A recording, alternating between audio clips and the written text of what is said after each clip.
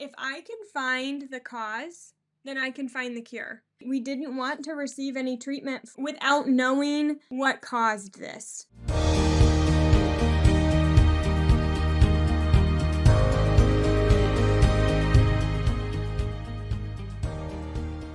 Welcome to an incredibly special episode of the Beljanski Cancer Talk Show, our very first episode of 2025 and one that marks a major milestone for us. We're kicking off the new year with a truly powerful story, and for the first time ever, we're bringing you a guest who has personally battled cancer. Today, we're joined by Zach and Savannah, a couple whose journey will inspire and move you in ways you can't imagine. At just 33 years old, Zach was hit with a devastating diagnosis, stage 3 colorectal cancer. But here's where the story takes a turn. Rather than follow the typical path of chemotherapy and radiation, Zach made a bold choice. He decided to get to the root cause of his illness and reclaim his health on his own terms. With the unwavering support of his beautiful wife Savannah and their 5 young children, Zach set out on a transformative healing journey. One that not only changed his life, but also brought their family even closer together. Zach's journey is a testament to the power of taking control of your health and the incredible strength that comes from choosing a path of hope. This is a story of courage, faith, and the relentless pursuit of true healing. Get ready to be moved, inspired, and challenged to think differently about what's possible. Let's dive in.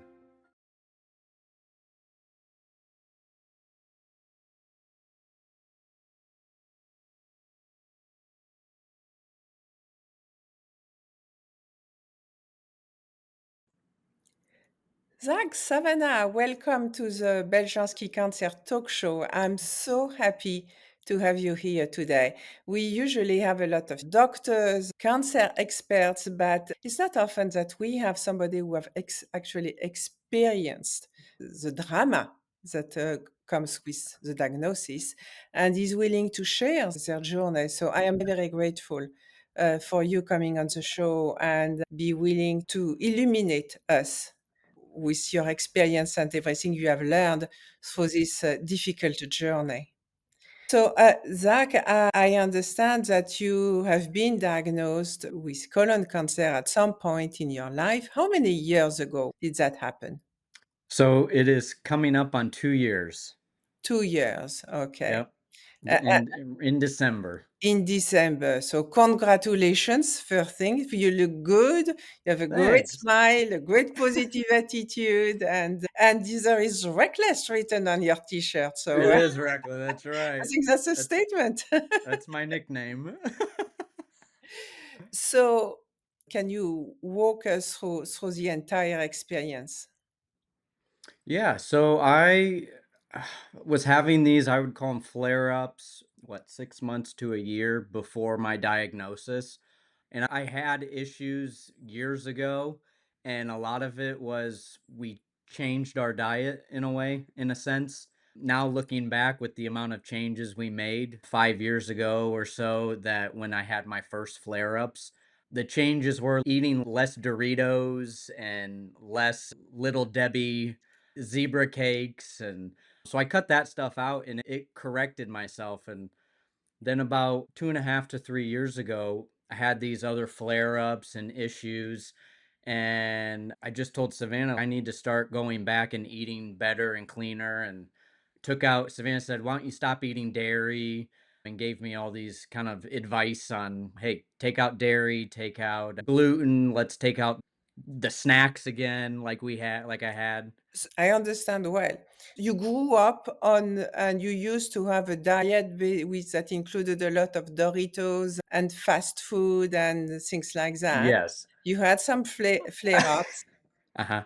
You did better. What do you mean exactly by doing better? Did you I suppress those Doritos, and then you ate some greens, some grains, some fruit? No, I No? no, it was still fast food, it was just less of the junk food snacks back then, Oh, and I would feel better, like, my stomach, I didn't have as much bloating or constipation. So fast forward now, 6 months to a year of pre-diagnosis, I was like, "I'll just do the same thing, and it'll probably correct itself." My okay. diet really my diet's been the exact same ever since I was a teenager, and I'm So 35 now. so you did pretty bad again, and the flare-ups came back. How Correct. surprising. Yes. Yeah. Yes. You Yeah. know, With what we doing know now. yeah, yeah.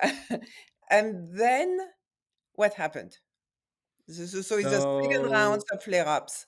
I told Savannah I will give myself 6 months. Let's see what is better. And I progressively got worse within those roughly 6 months. I was going to the bathroom 10, 15 times a day, but really nothing would come out.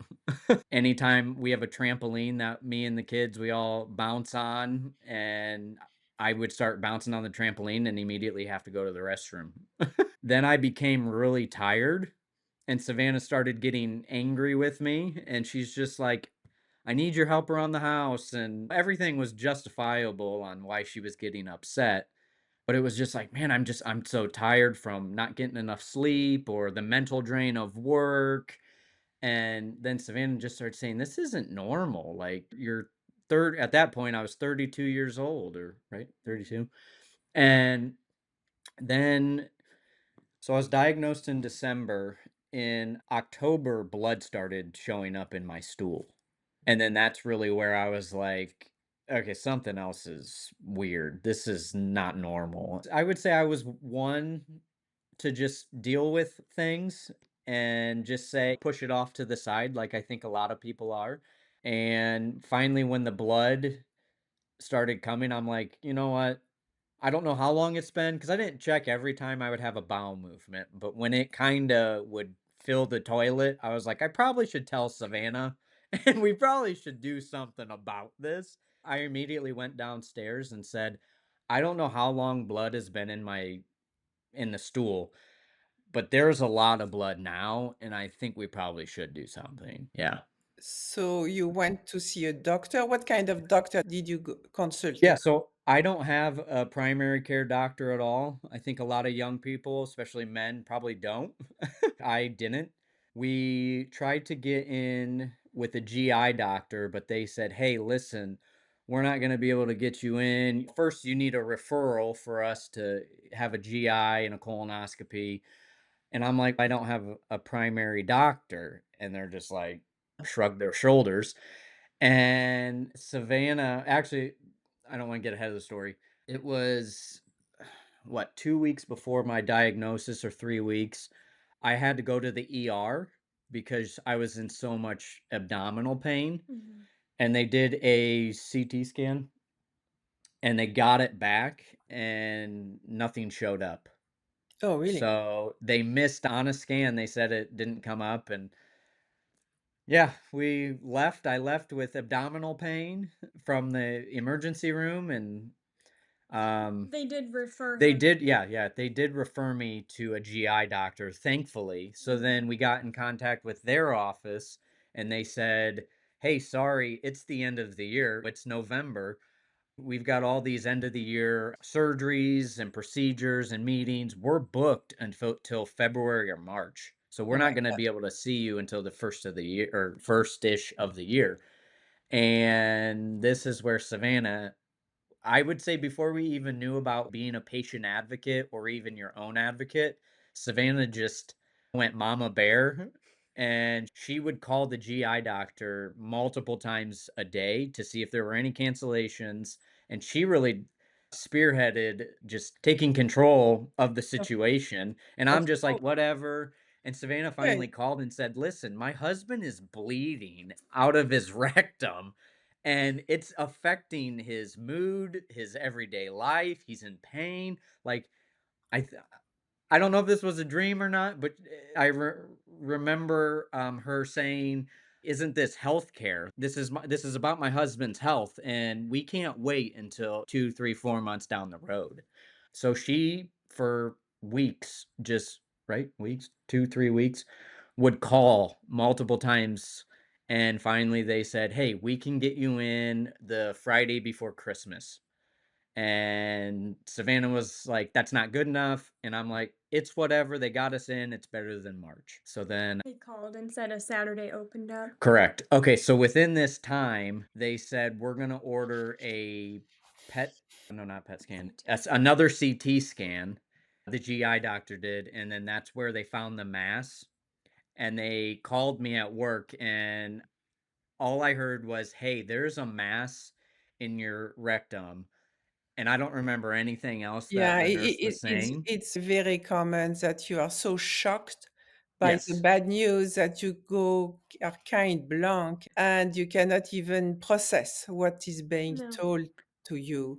So Yeah. you were with him, Savannah. You were the one listening, and So I was at work, and okay. the only thing I remember them saying was, "Can you please call my wife?" And I remember I went upstairs to my boss and I said, "I got some stuff going on," and he knew I was dealing with some things. And I said, I need to leave." Like, I felt so sick to my stomach, and Savannah Yeah. yep.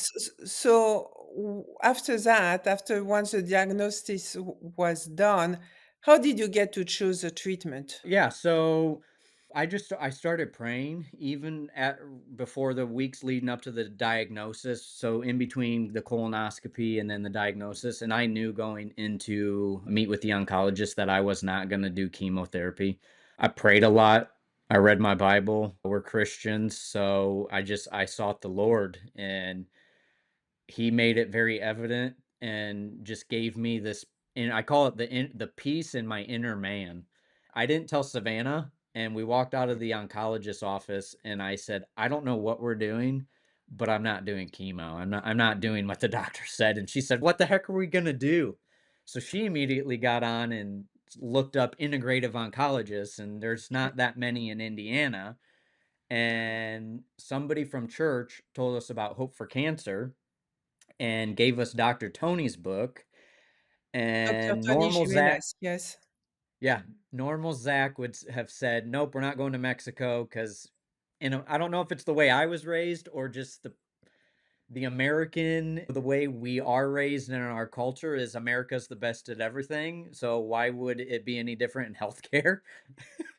And Savannah, after a few days of just praying about going to Mexico, she said, I was laying down on the bed. She was, I think, brushing her teeth or in the bathroom. And she looked at me and said, "What do you think about going to Mexico?" And I said, "I'm not going to say no, but I'm going to continue to pray about it.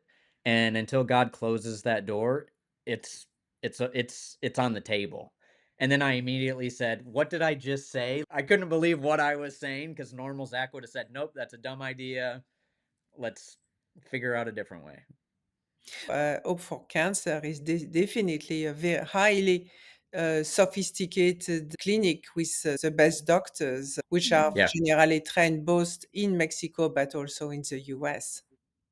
Yeah, yeah. Mhm. And we up until honestly, we were at the clinic, we still had our doubts. We reverted back to we're supposed to be getting healthcare in America and the doctors are top notch in America. And then when we finally got to the clinic, we were like giddy and we couldn't believe we actually were there. And we were shell shocked. And finally, when we got to tour and meet the doctors and the nurses and then the other patients that were there, and just to see the entire clinic, it was top notch. What kind of treatments did you receive at this Hope for Cancer clinic in Mexico? You were in Yeah. So Cancun? You were in Cancun or in Tijuana? we went to Tijuana, Okay. and then for one of my follow-ups, we went to Cancun, so we've actually been to both. Vitamin C IV, hyperbaric chamber, sauna, red light therapy, Therapy, photodynamic therapy. IVs of curcumin and B17. They had the like a laser light therapy, Sunivera. What's the electric one? And how long did it took for you to feel better and to feel that this was going to work and you were responding to this therapy? Yeah, so I'm skeptic, just a biggest skeptic by nature. I question everything. I don't try to be difficult, but I would say even within those first 3 weeks, actually, I would say the first 3 months, I'm just like, it can't be this simple. So I would always say, this isn't easy, but these things are simple. Drinking carrot juice is simple. It might not be easy, but the hyperbaric chamber it's a simple therapy, but it's not always easy, whether it's finding the time or I guess whatever the reason is. But I would say the first 3 months it took probably to start really feeling the benefits. Um, of it. I think too, I got over the fear of the fight and flight Mhm. and thinking I'm gonna die. And I envisioned myself having to be in a hospital bed. That's how much I really didn't know. I guess we didn't know. I remember looking at Savannah early on and saying, it's gonna get worse before it gets better. And I had envisioned that I was gonna be in a hospital bed all frail and weak. And it's the exact opposite on this journey of boosting your immune system. And I ended up meeting with 2 surgeons and I said, "I feel so great, but all of my conventional doctors tell me I have this disease that wants to kill me, but I feel so great." And both of them said, "It doesn't matter how you feel. This cancer is gonna kill you if you don't listen to us." And Mhm. I'm just like, I don't agree with that. I think it does. I think it matters how you mentally feel. Think it matters how you physically feel, spiritually. I think all of it works together. Yeah, And absolutely. It is so important to yeah. listen to what is right for you and not to be in contradiction. How can you heal if you are in contradiction between what you feel, what you do, and you are tortured every day with a treatment, with a doctor, with everything, with a disease? It's not possible. You have to embrace whatever you are doing and be happy Mhm. with it. Dr. Jimenez is known to be big on education. So I Mhm. assume that you learned a lot about the way you were eating and why it was not the right way to eat, and if you wanted to get better. And he taught you a lot about other ways to feed yourself. How did you receive this information, and how did that impact your family? Did you make changes just for you, with the rest of the family and the kids continuing to grow on Doritos, or did you switch for the good of the entire family to something better? Yeah. When I remember being at Hope for Cancer and the first meal we had, they had like their salad bar and I thought it was ranch dressing. So up until the couple weeks, I'm like, these people might be trying to kill us. Like they're giving us salads, but I think that's ranch dressing. So for the first weeks before we went, I would drink smoothies to help the flow because of my rectal tumor. But then I would eat salads plain, and it was not fun at all. And finally, when we got to Hope for Cancer, the first meal I didn't have that dressing because I thought it was ranch, and everybody was like, "Oh, Zach, you can have anything they're serving here. It's going to feed your body and it's going to benefit you." And I'm like, "Wow, see, I'm learning so much already." But I kind of took the philosophy of what I'm eating is either going to bring life or it's going to bring death. Mhm. And we made a drastic change right away. Overnight. Yeah, overnight. Now, the kids, it took a few months. It probably took 6 months, but I would say we went from eating Tyson chicken nuggets to I don't even know what you buy now, the organic healthy chicken nuggets, which yeah, I don't know. Our kids don't snack anymore. The snacks, we replaced the Doritos, the chips, and the Little Debbie's with fruits and vegetables, and Savannah kinda has the philosophy of, if we don't buy it, they're not gonna eat it. What a gift for you, of course, but also for your family and for your Yeah. kids. You have 5 kids, right? Yeah. Mhm. Yep. And they are going to have the opportunity, thanks to you, your desire to find something that would make sense, and your efforts and going to Mexico and everything, all that, which is not, it's difficult, it's not going away, going out of the country, it's expensive, all that. Thanks to your efforts, you are going to raise your family eating properly. And the gift of health that you are giving to your children, this is huge just by itself. Yes. Even our 5-year-old knows how to read ingredient labels. He'll pull up a box and say, "Mom, this doesn't have any dyes in it." That's going to make a difference. It is very well known that colon cancer affects people younger and younger. Yeah. And that's because the bad food, all those Mhm. pesticides, all the glyphosate, which is in the food. The number of people who are getting under 50 are Yeah. the segment of population getting the most colon cancer. And Mhm. Yeah.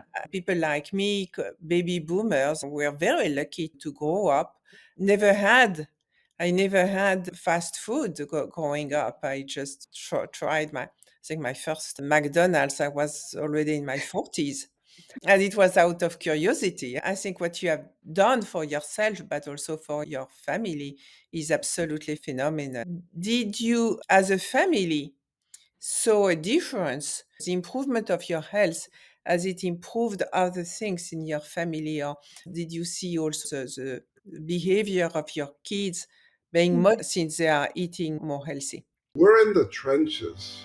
We're seeing patients every day, different ages, different cancers, different mindsets, all of it. I'm Dr. Tony Jimenez, founder and Chief Medical Officer of Hope for Cancer. I highly encourage you to join the Beljanski Conference coming up very soon in Austin, Texas, which is my hometown. So it'll be very convenient, but a beautiful location. And I assisted the previous Beljanski conference, and it was amazing. It's a lot of education, not only myself, Sylvie, and her team, and prominent doctors that she's inviting and scientists. And the good thing about it is that we're not only backstage or in a room sequestered, we're within the crowd. We're mingling with the crowd, we're talking, we're just sharing. It's such a beautiful event. Networking with colleagues, seeing patients, just interacting with everyone. It was beautiful learning the experience that we cannot get online. Although online is good, but being in person is so much different, full of energy, a lot of surprises. Please share this information of the next Beljanski conference in Austin, Texas in 2025. Yeah, I would say we had a theory on, and I think there is science. Savannah could speak more into this. She does more of the research than I do. So she knows a lot more. When people ask me here at home, what kind of supplements do you take? I'm like, you gotta ask my wife. Whatever she puts in my pill bottle, that's what I take. So we're a good team in that respect.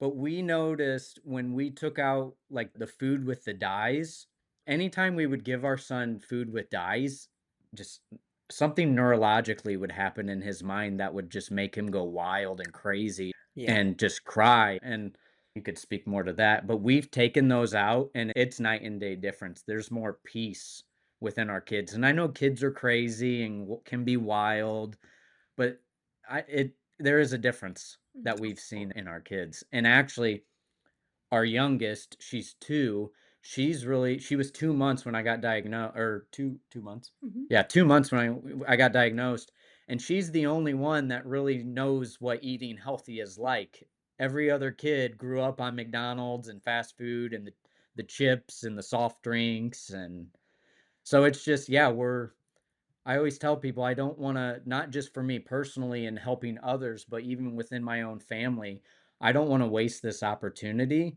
with what we've learned in order to implement it into our lives. Because I'm not going to tell somebody they should do something if I'm not willing to do it or have already done it. Absolutely.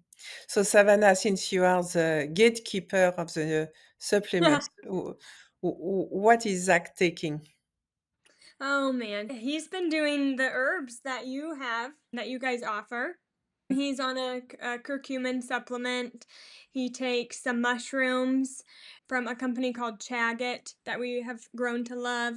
He takes digestive enzymes to help with having colon cancer. He ended up having surgery and they removed 12 inches of his colon. And so digestion's just a little sluggish. So I have him on like a digestive enzyme, magnesium, vitamin D. What else?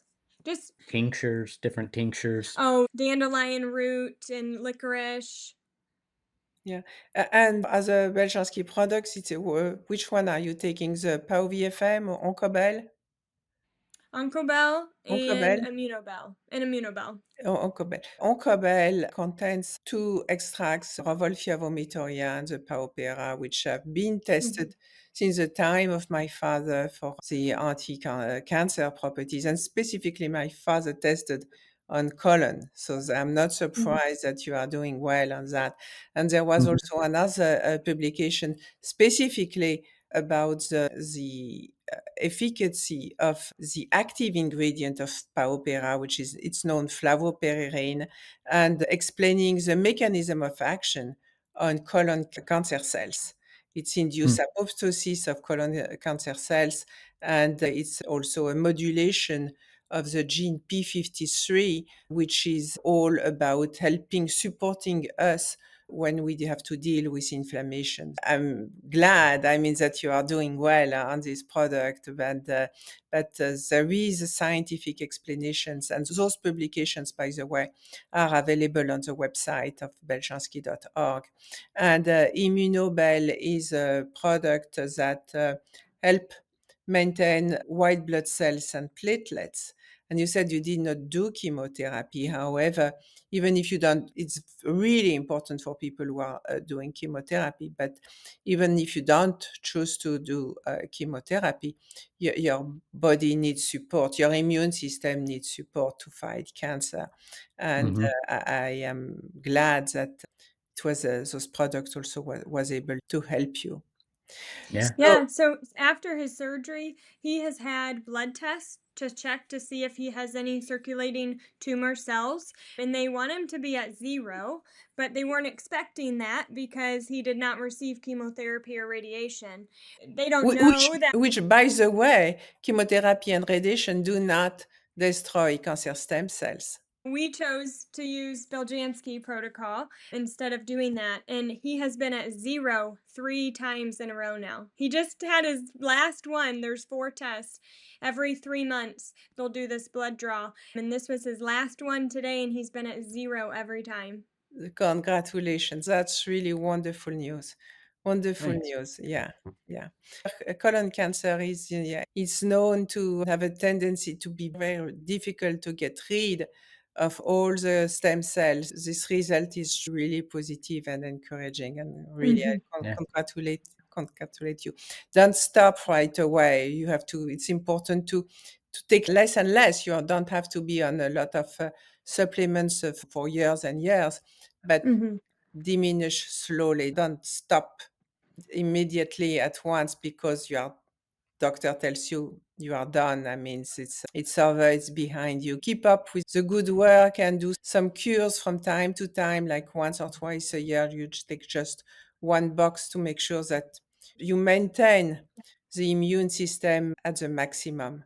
I know also that in Mexico, this Hope for Cancer Clinic, they are big at trying to help you understand why you got sick in the first place. Mhm. So, in your case, easy thing to identify what seems to have been the food. But is there other things less obvious that came up and other people should be aware of at risk of increasing cancer? Yeah, I think my diet played a huge role. Yeah. The emotional childhood traumas, things that while we were at Hope for Cancer, I would say the doctor was pulling out of me in our sessions that came to light and helped me see that he helped me see that the things that were traumas in my life, I never viewed them as that, and I just suppressed them internally, and I'm just like, "This is just how it is. I'm a guy. I have 0 emotion." Now, Savannah's I've never seen you cry more in the last you've cried more in the last year and a half than the previous 15 years that we've been together. So Uh, you allowed yourself to release the bad stuff. yeah, yeah. Exactly. And Yeah. even still, like today, I'm meeting with a psychiatrist here, a counselor, just to continue to process and not bury things. Um, I had 2 infected root canals that I did not have any issues with. There was no pain, no swelling of the gums, but again, at Hope for Cancer, we went to a biological dentist down in Mexico. That was one of the first things we did. And they said, when you're back here, we could extract these in Mexico, or when you're back home, find a biological dentist. And you can only do so much and it can get overwhelming. So we put that on the back burner because I had what three metal fillings that we took care of. And then we wish we would have deep dove into the root canals and infection in your mouth sooner. But Savannah got some swabs and we got them tested, and the bacteria that they found in my tumor was also an oral pathogen that was also present in both of my teeth. So here I can show the Yes. I can So yeah, the root canals, what else? What other? We have a alternative cancer doctor here that helped us do heavy metal testing and environmental toxin testing. And his glyphosate, you should be lower than 1, and Zach was at 27. 7. You live in a rural area in close to fields? We are by a cornfield. Yeah. Yeah, that's His heavy metals were very high. Lead and mercury were really high, so we've done some chelating. So, yeah, we have an infrared sauna that he does to hopefully sweat out some of these toxins and heavy metals. Yeah, but I think one thing that I will never forget when we walked out of the oncologist office the very first time, he said, "I'm not gonna do chemotherapy and radiation." And I was like, "Oh, okay. What are we gonna do then?" And he said he didn't know at the time, but he said, "If I can find the cause, then I can find the cure." And that stuck with me. It stuck with him. We didn't want to receive any treatment without knowing what caused this. Let's figure out what caused this before we move forward. Hope for Cancer was huge at helping us uncover what caused it. And then once he had his teeth removed, they used ozone to kill the yes. infection instead of an antibiotic, so we didn't have to do an antibiotic. They used ozone. In at Hope for Cancer, they have a 3D cone beam scan, and that's the kind of scan that you need to check for any hidden dental infections. So that's what revealed the infections. But yeah, I just thought how profound. And even now, it's when people say, "I have so much inflammation. What can I take?" And I always am like, "What's causing the inflammation?" If Absolutely. you can find the cause, we can find the cure. So, Absolutely. And your body is not deficient in chemotherapy. It's the cause is not a lack of chemotherapy. The cause is things that have been in your body, including emotions for a long time, mm, Yeah. and are in poisoning you physically and emotionally. Absolutely.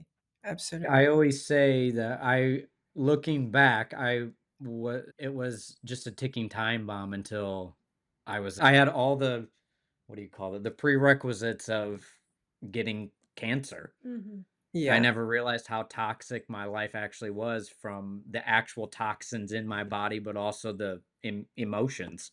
Absolutely. But together and through your love, obviously, you overcome this obstacle and you turn that into something beautiful for yourself to take Yeah. better care of yourself and of your children.